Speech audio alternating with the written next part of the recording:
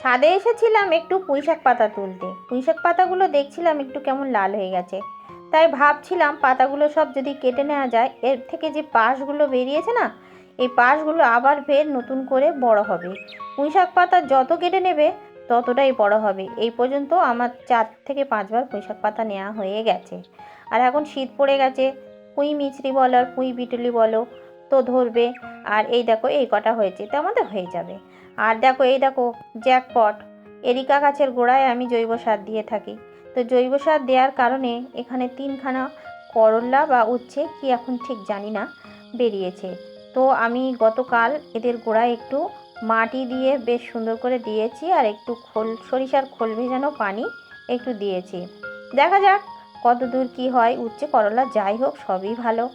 তো খুব সুন্দর লাগছে গাছটা, যেমন তাজা হয়েছে তেমন রোদ্দুর। তো ভিডিও পেতে সাবস্ক্রাইবটা করে দিও।